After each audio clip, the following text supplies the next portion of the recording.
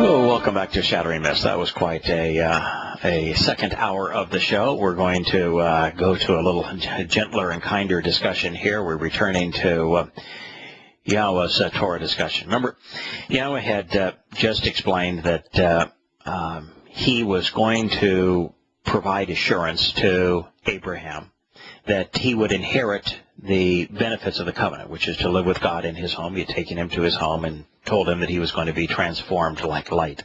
And then Abraham said, okay, I get it. I trust you. Now I understand what you're offering. I'm going to rely on you for this. But, you know, you've done so much for me. Would you share with me how I can be assured of this? My guess, and we still have Larry here with us. Larry, my guess is that Abraham asked that question not for his sake, but for ours. A little added verification here would be nice, because what is it that people want to know? Don't they want to know that they're going to be saved? Yeah, they want to know they're going to have a partnership or be a part of got into the covenant. Right. Little verification. And you know, at this point, did Abraham really need verification? And he'd been talking to God, and God just threw a party. You know, and when he first met Yahowah, remember, he got on his knees. He was in such awe, and that's when Yahowah had to say, "Don't get on your knees." No, stand up. Yeah, come on, stand up. Yeah.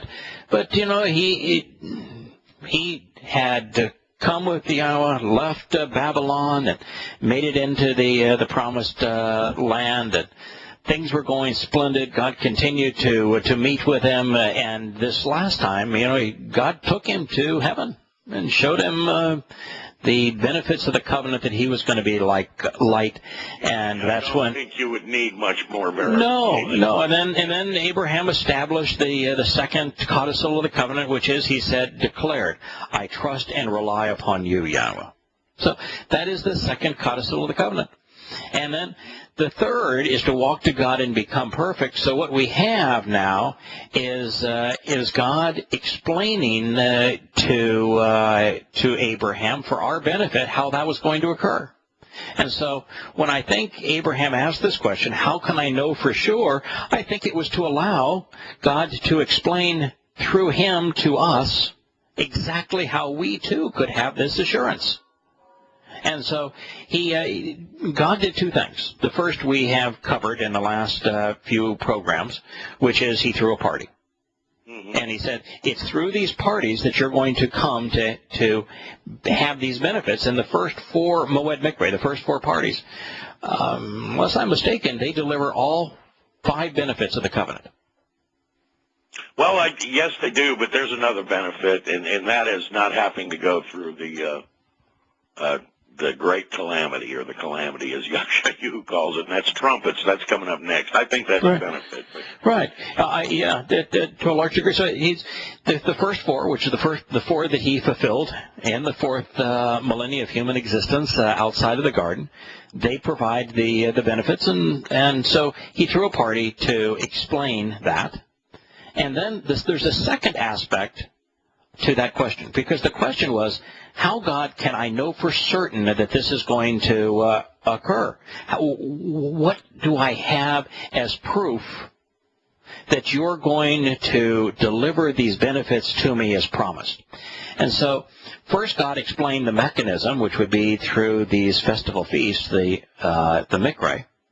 But then he transitioned to something without saying it, that is the reason that he made the transition to what occurred in Egypt. Now, Egypt did 2 things. One is it reaffirmed the nature of the festival feast that we're going to provide our salvation, because Pesach, Matzah, Bikurim, and Shavuot, the first 4, are all lived out as an example amongst the children of Israel as they are freed from Egypt. So it tells us, here's the 4. I'm going to set them into the context of Egypt when I'm going to rescue the children of Israel from Egypt.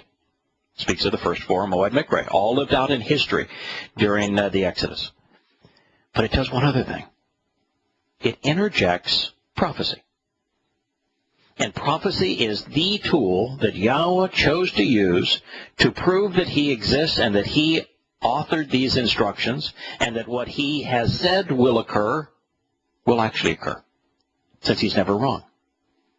And so if he consistently predicts the future accurately, and it happens exactly as he predicts that it's going to occur, then wouldn't you naturally say that that which he has promised to do for us will also occur?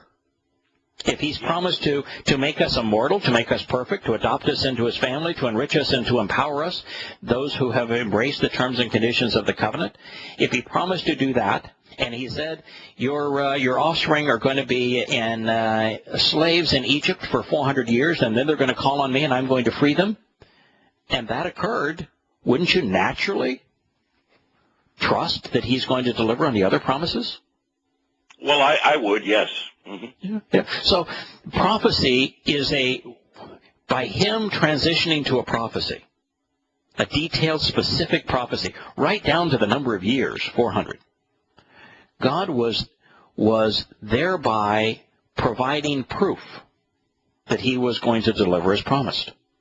And where's that at? What? We're in the midst of Bereshit, the 15th chapter.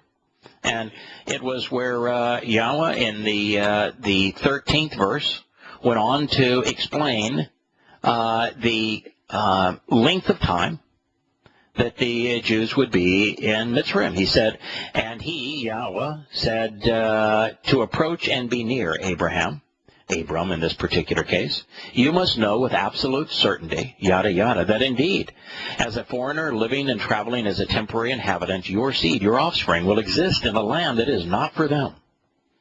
And they will serve as slaves there. And they will respond and seek resolution accordingly in 400 years. God was interjecting a prophecy because prophecy is the most effective tool that God can use to prove that he can be trusted. And interestingly enough, yesterday, I had this very debate. I had a debate with two Christians and a philosopher, I guess he was, who dabbled in every form of religion. He told me he was an expert in the Torah, as a matter of fact. Okay. Along as a philosopher. Yeah, and along with the Hindu religion and the Buddhist religion. And well, there's a lot of philosophy in the Torah. Well. Yeah. All right. Well, there's no Kabbalah in the Torah. There's no religion in the Torah. Well, there is in the sense of God condemns it. Yeah, well, I understand that, and that's where he was such an expert. In the end, Yahweh's words they considered both crap, they said, and hateful, and that they decided that their God was a God of, his name was an emotion, it was love. Okay. So they considered Yahweh's words hateful. Okay. Hateful. Well, you know, if you are genuinely loving, you have to hate. It's impossible to be. One of the other things, most people don't recognize that. Like, just put an example. In the first 2 hours, we spoke about the vicious, merciless, and hateful nature of the Islamic religion. Yeah, that's right. Of all religions, really. Right, really, of all religions. But particularly, Islam is so extraordinarily deadly today. If you do not hate Islam, then you cannot be loving. You're incapable of love if you don't hate what Islam does. There's nowhere else that a cleric, although he might do this, he won't issue a fatwa telling you how to rape a male captive. They will do that in Islam. In fact, they have. Yes. Yeah. So, but returning, prophecy is something that Yahowah uses to prove that he can be trusted. And one of the things that bothers me, Larry, and this would be not about philosophers but about Christians, is that Christians view prophecy as like a entertainment store. It's kind of like the thing that enables them to still look at the Torah, prophets, and Psalms without ever considering what the Torah and prophets and Psalms actually have to say, but instead to look about these predictions so that they can write books and talk about eschatology as to how the world is going to devolve through the tribulation. So they kind of look at it as as I want to know what's going to happen next, as opposed to use prophecy for its purpose. And prophecy existed for two purposes throughout the Torah, prophets, and Psalms, and only for two purposes. It wasn't to entertain us. It was written to do two things. One is to prove that Yahowah, the creator God of the universe, authored these words, that he spoke these words. because he got every prediction precisely right. And the second was to teach us. Every prophecy comes with a profound insight that helps us understand God and the path to him. In this particular insight, you've got 400 years, with 40 being the scriptural number for a period of testing is repeated throughout Yahweh's Torah, prophets, and Psalms. And you have the fact that in Egypt, which was this horrible mix of religion, politics, militarism, and jaundiced economic schemes that enslaved people, that wasn't a place where his children belonged. They would be foreigners there. And that the other insight is that when they finally responded to God, God reached out and saved them. And that these parties that God was throwing on behalf of Abraham, the symbolism of them is played out in Pesach, Matzah, Bakunim, and Shavuot, the first four, Moed Mikre, during the Exodus, as God's means of removing his people from religion and politics. So there was teaching, and there was proof. And that's the purpose of prophecy. It's not a game to write a book on and say, that there's going to be this war and you ought to be, you want to be caught up in a rapture. That's not the purpose of it. Yeah, well, one of the things the philosopher asked me is, how would you prove your God is real? And I said, simple, prophecy. I said that all the books that you've laid out, all the foundations and all the religions you tell me you're an expert in. I said, then none of them provide any prophetic prophecy. Proof. Right. And I laid out. By the way, your answer there is not your answer. He asked you a question and seeking your opinion. You actually didn't give your opinion. Yahowah provides us two places in his Torah, in the 13th and 18th chapter of Devarim, which has been misnamed Deuteronomy, the test to determine whether or not he inspired someone's text. And in both of them, he includes prophecy. And he says if someone doesn't predict the future, or if they predict the future and get one prediction wrong, they're not speaking for me. So your answer was actually God's answer. He says, that's the test. Use that test, and you will know whether or not God is real, and you will know whether or not he inspired a document that you are reading. Extraordinary appropriate test. That's how God wants us to use it. That's what we're in the midst of right now, relative to proving the validity of his covenant. We'll be back in a moment.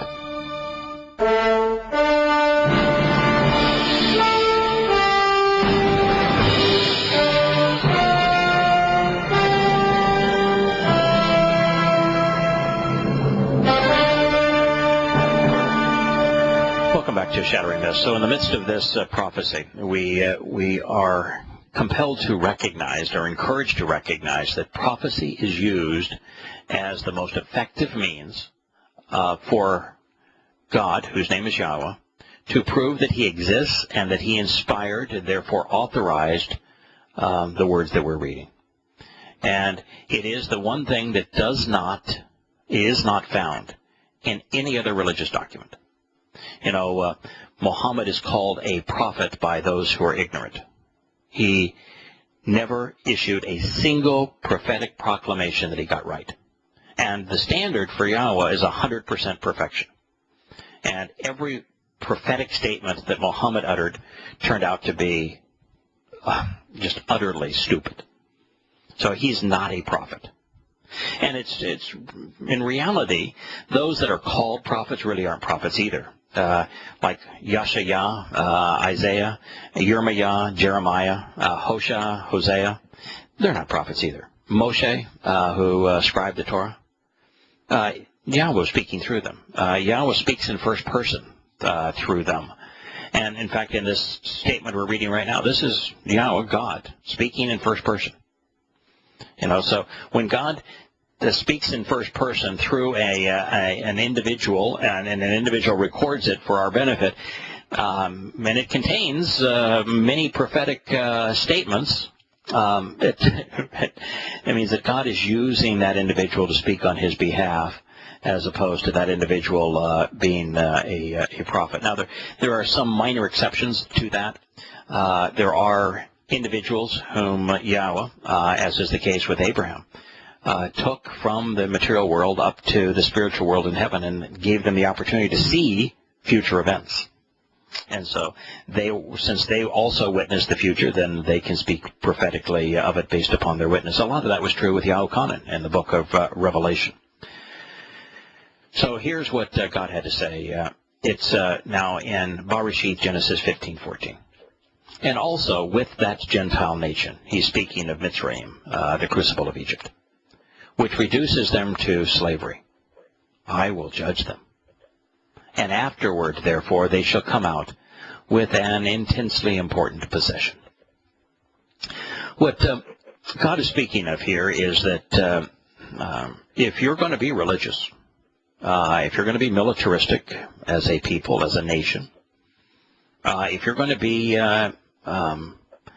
overtly politicized as a people, God's going to judge you.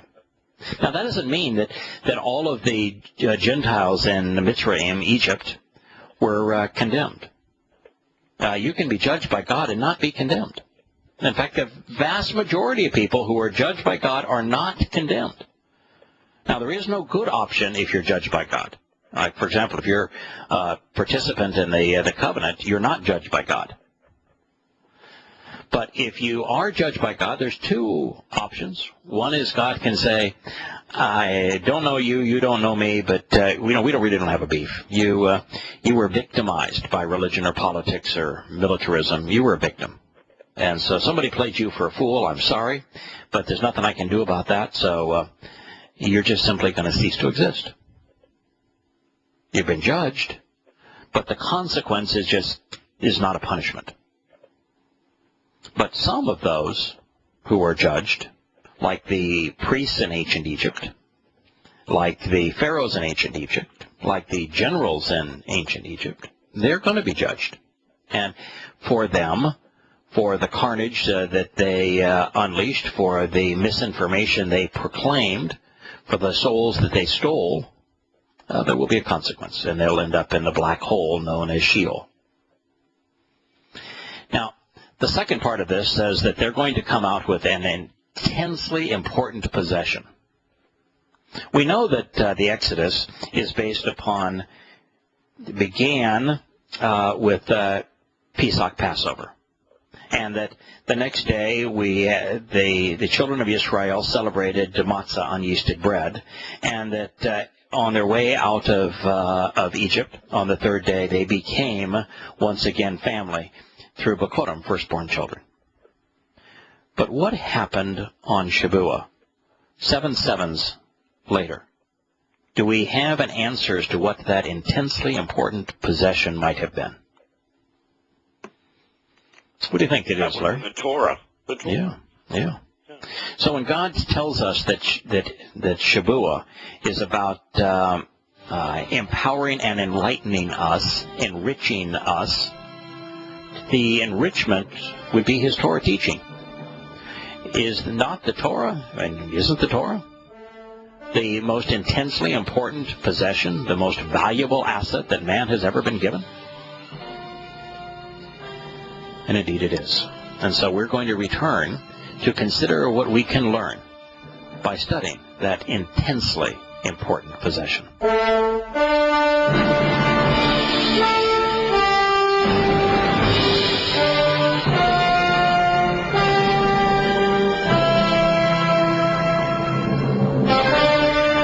It's true. God did not let his children come out of servitude in Egypt empty-handed.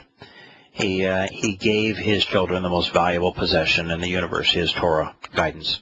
And that's really true for all of us. If we choose to participate in his covenant, he provides his Torah, enriching and empowering us with it. So it is the document that becomes the single most valuable map, the single most valuable constitution, the single most valuable presentation of advice in the universe.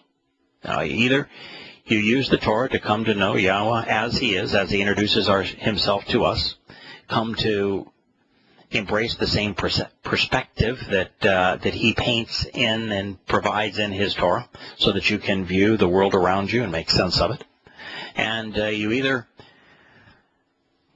embrace his guidance, follow his instructions, and participate in his covenant, or you will find yourself at the end of life being judged. Now, that's not a God being mean. It's not God being harsh. The reality is that God cannot allow everyone to live forever with him in heaven. If he were to do so, all of the hell that we're witnessing today in Iraq and Syria and throughout the Islamic world, that kind of religious malfeasance would exist in heaven. Heaven would be no different than the hell we've created on earth. And so God has he would just be creating another situation that would be unresolvable until he resolved it. That's right. Perpetuating the same hell, the same pain and suffering that we experience here. And so God can't tolerate religion or politics or militarism in heaven. He can't tolerate the jaundiced economic schemes that have so harmed many people. He just can't do it. If he were to even fathom the idea, then his life would be miserable, our lives would be miserable, and there would be no opportunity to distance ourselves from the hell that human institutions have wrought upon humankind. And so God has provided us with a document that enables us to successfully navigate from the pain of mankind to the perfection of and the joy of heaven. That's what the Torah is all about. And he has given this to us for us to have as the most valuable asset in the universe. So you can choose to shamar it, which means to observe it, to closely examine and carefully consider it, or you can ignore it. And if you do ignore it, no harm, no foul. God will view the end of your life and say, I don't know you, you don't know me. Yeah, I hope you enjoyed your life because that was a gift I gave you, but you squandered it, and so that's the it for you. You're just not going to be anything anymore. And for those that work against him, of course, a different story. Yeah, it is. And Yahweh's just. And in this debate I was having yesterday when they all decided that their God was love, a God I don't know, by the way, when they decided that their God was love, what they really said was, we will choose to make a liar out of the creator of the universe. He'll let us in because of our love, no matter what path we took. And one thing Yahweh is honest, right down to the... So it's their view that if they call Yahweh hateful, if they call his words disgusting, if they make a God of their own, in their own image, a God that resembles what they want God to be, so their own God, and they call that God love, that the God that they have besmirched is going to let them into heaven? Is that what they're saying? Yeah. In other words, they're going to turn him into a liar. His words won't mean anything. They're going to rename him. They're going to rename him, and then that's the renamed God that they besmirched. That God is going to save them. God. He's a nameless God. Well, he's a God named Love. Yeah. Well, I guess he's called Love. Yeah. Yeah. So that's their plan.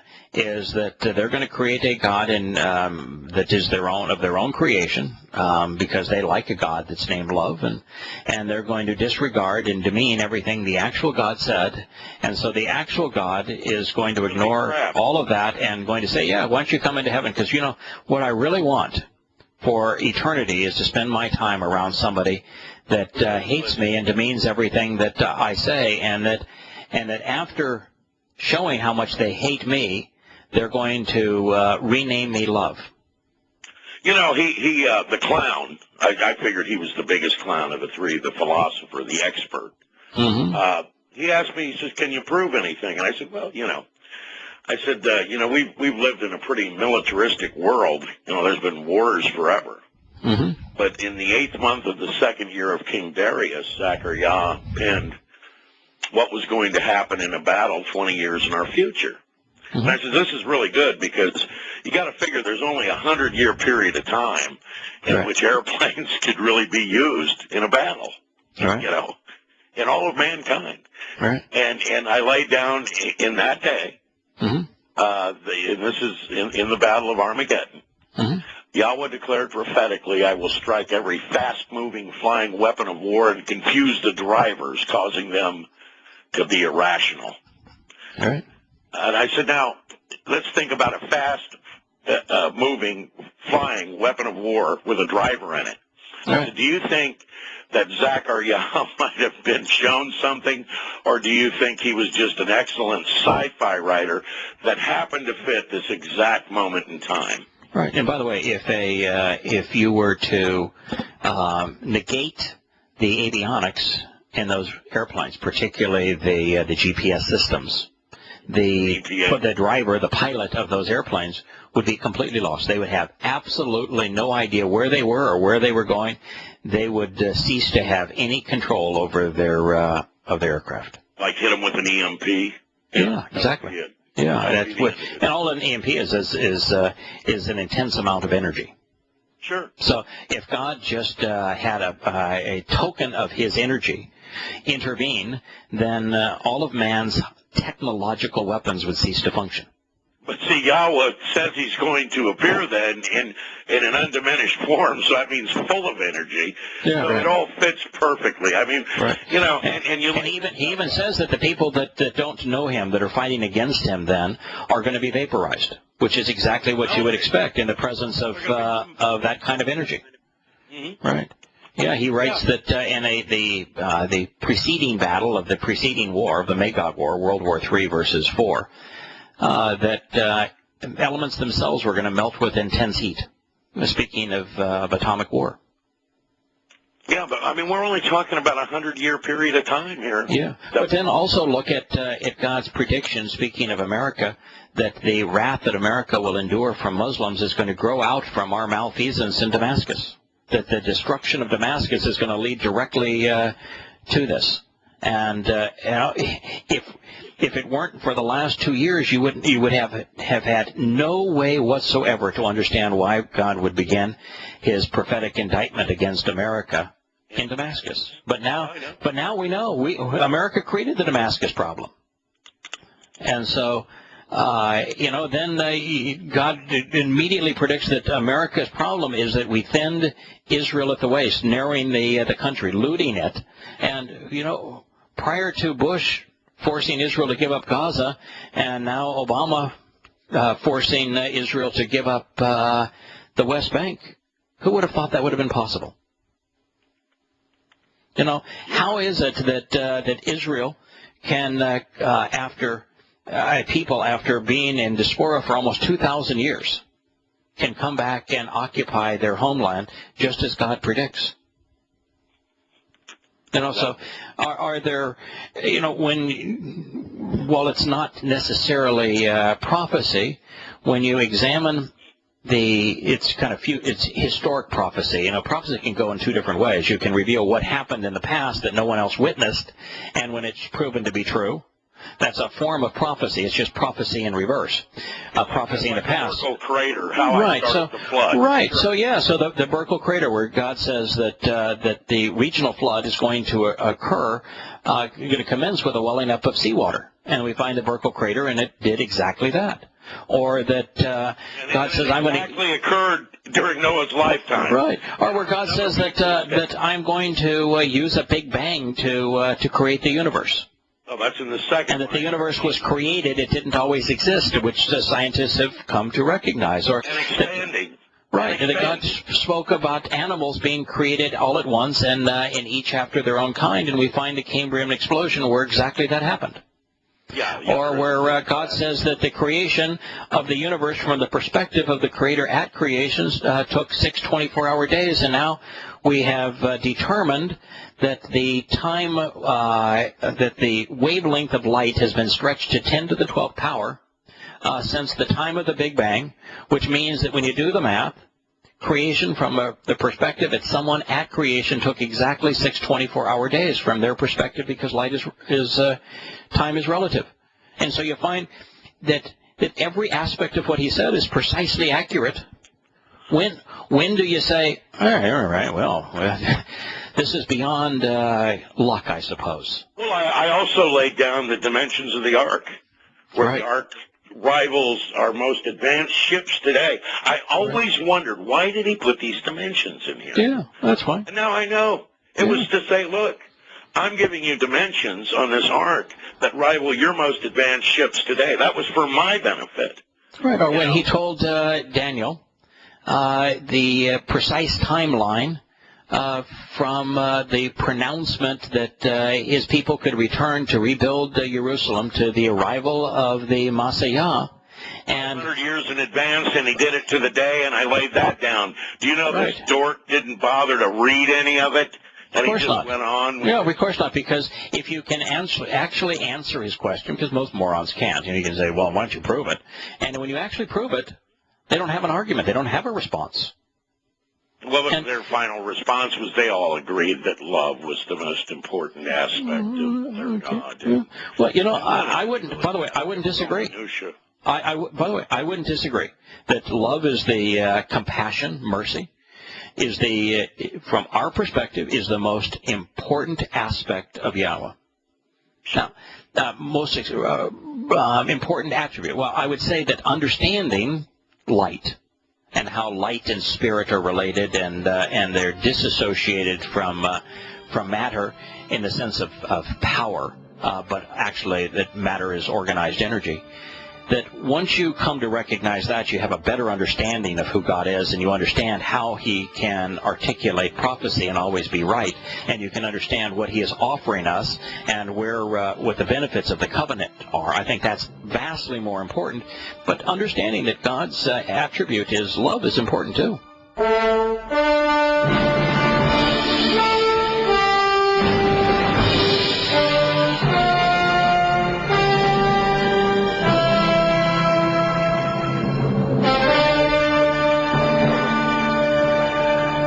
It is amazing when you think about what the philosopher is advocating. It's the same thing, really, that Paul and Christians advocate.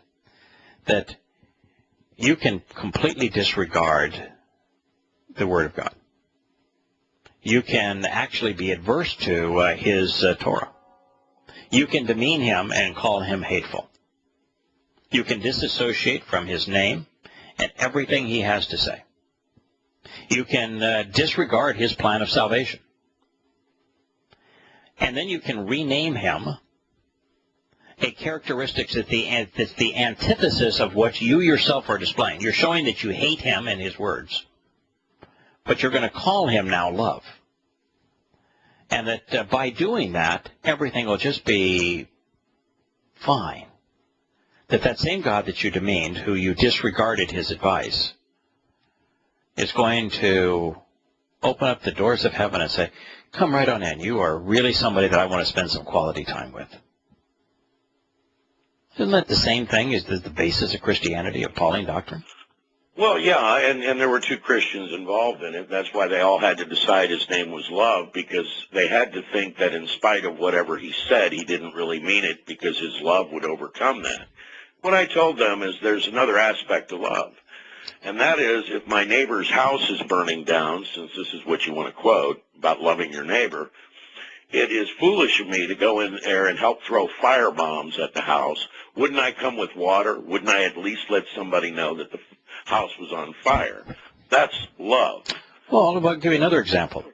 If you love your children, and you knew that someone wanted to move into the house next door, and they were a rat breeder, but they were testing various versions of the bubonic plague amongst their rats, and that they wanted you to demonstrate your love for your neighbor by inviting your neighbor and his rats into your home. Would you be loving as a parent if you did? No, you wouldn't. Would you be loving as a parent if you condemned the approach of the rat breeder into the neighborhood and the trials with bubonic plague? Well, see, people who refuse to understand that religion's bringing this country to its, or this world, and this country, by the way, to its knees, well, they're just closing their eyes to what's going on. Rats breeding bubonic plague. Interest in the truth, and they're just going to say, well, I'm going to rely on these gods, by the way, that the very people that are destroying them hand them. that's where we are, isn't it? Yeah, you can't contradict God and expect God to embrace you. God's not going to love you negating what he had to say. And in Christianity, that's what they have to do. That's why they're so opposed to Yahowah and to his Torah. And yet, if you just think it through, you'd have to recognize that they are calling God a liar. They're showing their hatred of a God who they are recreating by calling their God love, not recognizing that it isn't loving to embrace that which is wrong. They're also reforming Yahowah. And he even said, well, you're so tied up in the name. And I said, well, I'll just call you Butch from now on, and that'll be fine in this debate. And I said, now, here it is. Yahowah says to you, and speaking of prophecy, I mean, there are little prophecies, like Yahowah says they're going to replace my name with Lord and all their religious material. Isn't that what happened? Exactly. I mean, he said it, and they did it. And they just prove him right every time. Right. But, you lay that out, and I said, since, love of the name as in Yahusha, Yahowah, Masiyah, all things that have to do with Yah are part of being adopted into the family, and since you have no regard for the name, and he said, I don't have any real care for the name, and I said, well, it's a quid pro quo. I said, he doesn't have any regard for your name either. Right. There you go. This is how it works. And the whole thing started because the philosopher said, what kind of a God would allow wars and this and that? I said, I'll tell you what kind of God. One that isn't omnipresent and one that allows free choice. Right. And then I just showed him, you have free choice all over.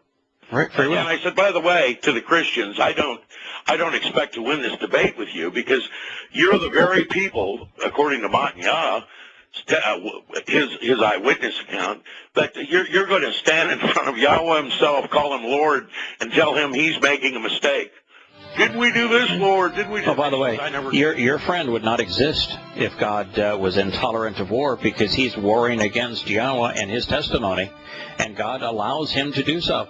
He would not exist if his God actually had the characteristics that he said. He wouldn't exist. Something to think about. We'll return to Shattering Myths on Monday. We've had a wonderful time with you this week. May Yah bless.